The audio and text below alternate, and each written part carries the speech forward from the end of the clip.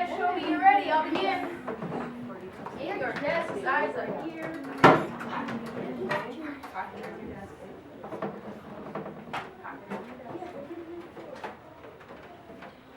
Okay, so today we're starting a new kind of unit and we're going to be making landscapes and seascapes. So when you guys think of landscapes, what would you see in a landscape? What would you see? Hills, yeah. Lucas? Houses, good one.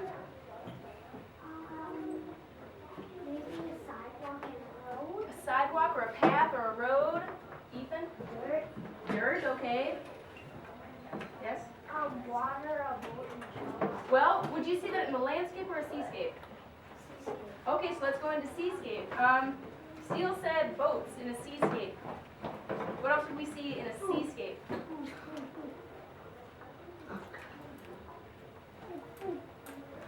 Noah? A lighthouse. Okay, a lighthouse would be by the sea. Like Have a seat. If you're jumping up and down, that's not who I'm going to call on. an island. An island would be a good one. Now think about this. If I had like a pond or a river, would that be in a seascape or would that be in a landscape? Raise your hand if you think that that would be in a landscape.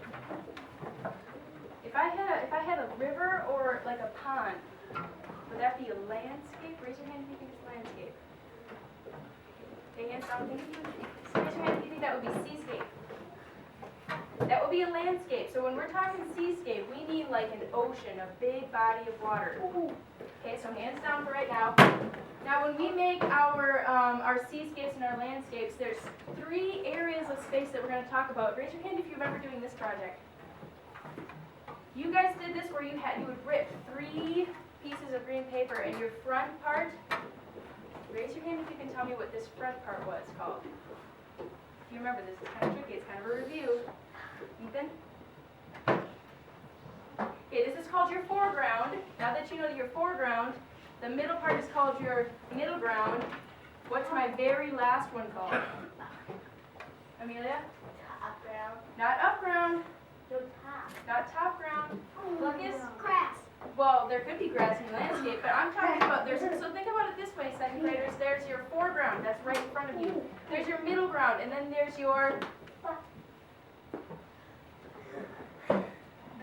background. So when we do our landscapes and our seascapes, we need to have a foreground, which is the part that's usually at the bottom of the page. It's the part that's the closest to us. Then we have our middle ground, and then we have our background. So our background is the spot that has all the stuff that's far away. It's usually towards the top of your paper. So if you look up at my landscape, I have 3 lines. 1, 2, 3. I've got my foreground, my middle ground, and my background, and I have an object or something in each one of them. So when you look at the objects, this purple house, look at this purple house and look at this yellow house. Where should my bigger objects be? Should they be in my foreground, middle ground, or background? Cody? Foreground. Your bigger things should be in your foreground, because when things are closer to you, they're bigger. So my purple house is a lot bigger than my yellow house, because my yellow house is in my background. Now, well, same thing for my seascape. This part right here in the front, in your foreground, that's the biggest thing to you. So, if I had 2 trees, if I had a tree in my foreground and a tree in my middle ground, where should my smaller tree go? Which area of space should my smaller tree go? Logan? In your background. Yep. And in your foreground, you should have your bigger objects. So today we won't actually get to draw our landscapes and seascapes. What you're going to do is everyone's going to get this sheet of paper. Now this is where you're going to kind of do your ideas and your sketches. So one side of your sheet has your landscape, okay? And on the very top, the first thing I'm going to do to this piece of paper, what am I going to do? M-A-M-M-E. Yes. So I'm going to put Miss W. This is my landscape side. The first part says, tell me what you will put in your landscape. Put the number that you will use. This is where we brainstormed when I asked you, what would you see in a landscape? So there's a couple ideas already on here. There's houses, there's animals, there's trees, there's roads. roads and paths. Now for animals, would I have a whale in my landscape? No. No. So think about animals. So like for this one, I had 1, 2, 3, 4 houses, so I would write 4. I had 1, 2 trees, so I would have written 2 when I did my ideas. I had a road and a path right here, and this part right here, it says other things. Please list them below, and then there's a space below that you can write other ideas. So some of us had said houses, we said animals, trees, paths. What are some other ideas that we might have in a landscape? Oh, no. Picture of a landscape right here for ideas. Wyatt, Well, would that be in a landscape? that could be a bit of a river. Well, you could put maybe like a canoe or a very small boat in your landscape, but I would kind of keep it to, what do you think, Lisa? A pond? Remember that would be in a landscape? Ethan? What? Okay, you could do people. Rabbit hole. Think about this. If I had an airplane in my sky, where would that be for space? If I had an airplane in the sky, where would that be? Foreground, middle ground, or background? You? Background. And what I'm going to require, what I'm going to ask that you guys do for each your seascape and your landscape, is you must have one of these objects, at least one of these objects in your foreground. You must have at least one in your middle ground, and you must have at least one in your background. That will show me that you know that my bigger houses should be up close and my far away houses should be smaller. So you must have at least one of each thing. So when you guys are actually getting to drawing, I'm going to let you guys choose vertically or horizontally. I did my landscape horizontally. I did my seascape vertically. So a good way to do this, and when you start to drawing out your, so right up here in this box, you're going to sketch your idea. When you get to actually drawing, I want you to think of it this way. Do 3 lines. I have my foreground, I have my middle ground, and I have my background. Would it be easy to show where my foreground, middle ground, and background is if I just have one line? If I just have one horizon line, would that be easy to tell? No.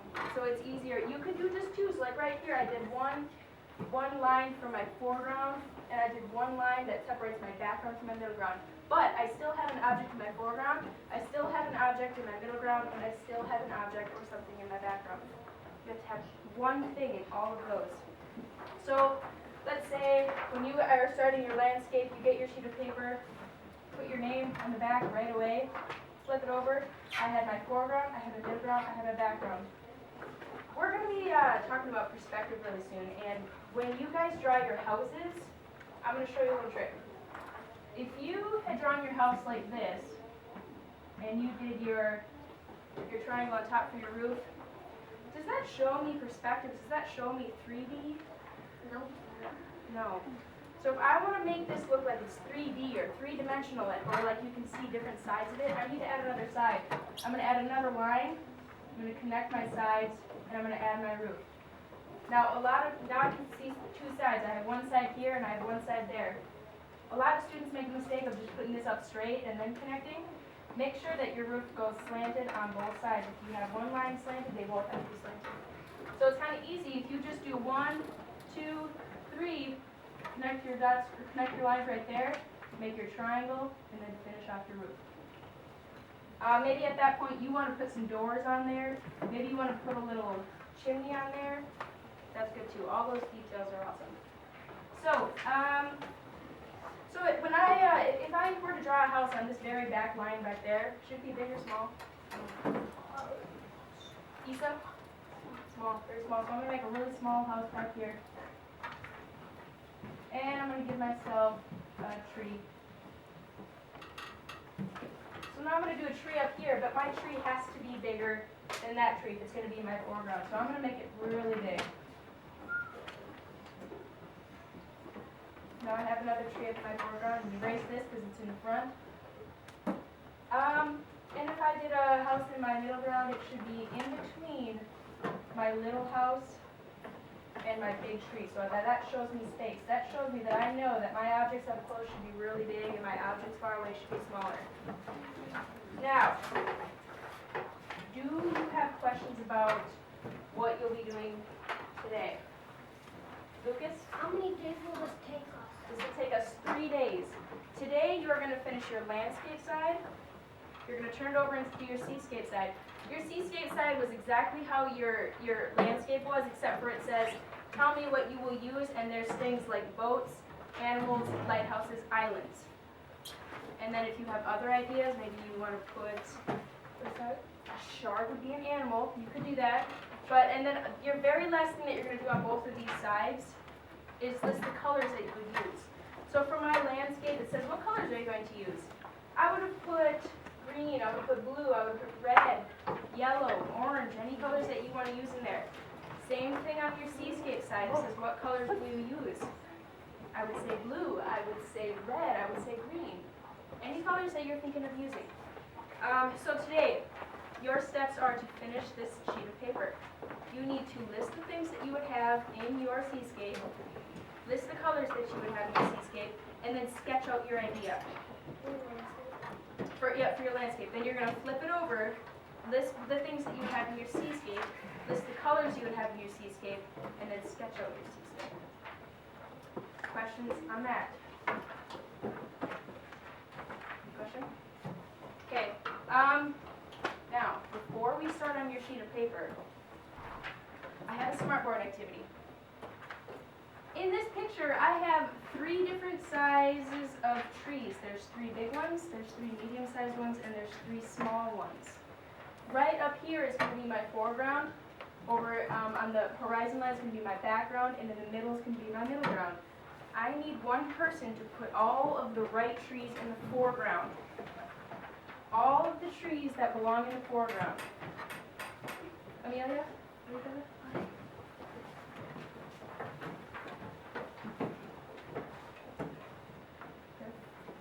So bring it all the way to the bottom, because that's going to be your foreground. Those are the ones that are closest to us.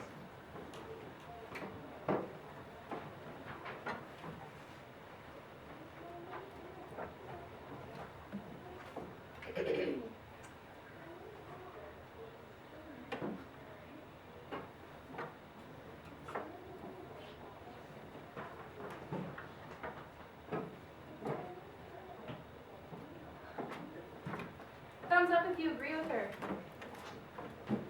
Thumbs up if you agree. Okay, I need someone to come up and put all of my trees in the middle ground. There should be 3 trees in the middle ground. Cody?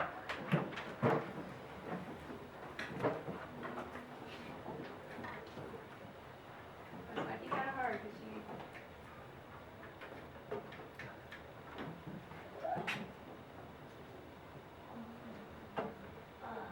It takes a second. There you go.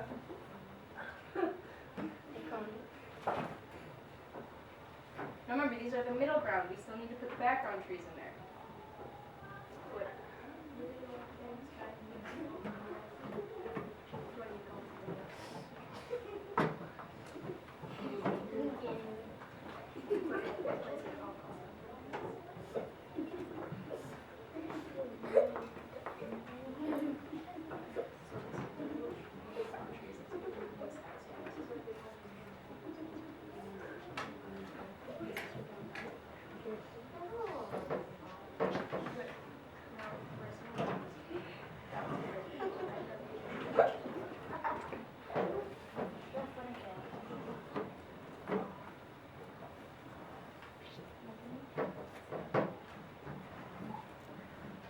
thumbs up if you agree with Cody. Okay, now we have 3 trees left. Thank you for those. We have 3 trees left, and these need to go in our background.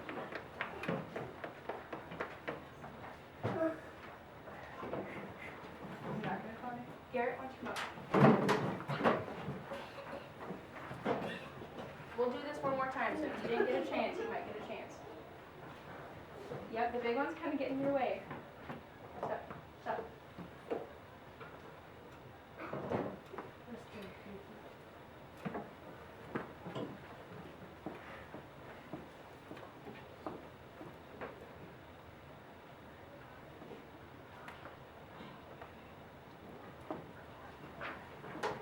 Thumbs up if you agree with Garrett. Does anyone disagree? Raise your hand if you think that there's a tree that should go in a different place?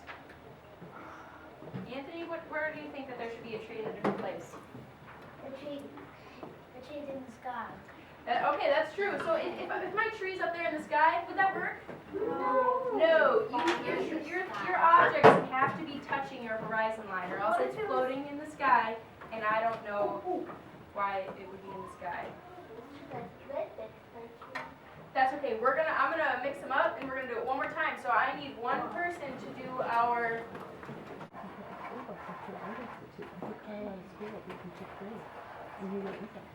And so then each year we just changed it, and then it evolved into discipline play right now because we were using different places, and then we did a little bit doing as a curve, and that's what this is like right now. And we need to similar, so every year we've added changes better. That's the place where we work out with.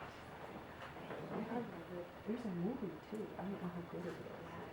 Have you seen it? You don't know? Yes. Okay. I should say I don't know how good it is. I don't know if it's how much it,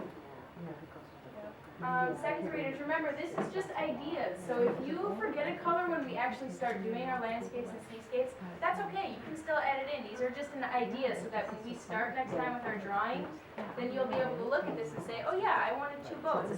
Maybe you want 3. You can have another one. That's okay. Who's the author again? Not Robbins. No, No, you're not coloring. These are just sketches, so they're just a quick sketch of what you're going to be starting next time.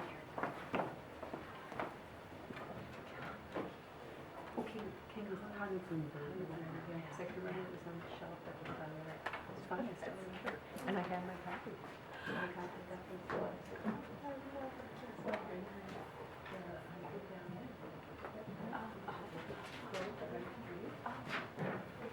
favorite book. When we got this. That was her favorite book.